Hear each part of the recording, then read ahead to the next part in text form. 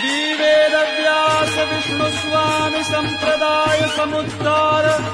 संवृत श्रीपुरुषोत्तम वदनानलावतार सर्वान्नाय संचार वैष्णवान्नाय प्राचुर्य प्रकार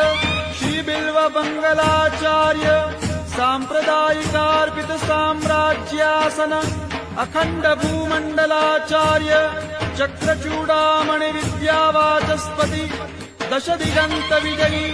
श्री भागवत प्रतिपद मणिवर भावांशु भूषिता मूर्ति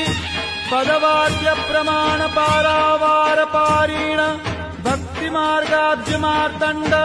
षड्दर्शन व्याख्यान सिंहासनाधीश्वर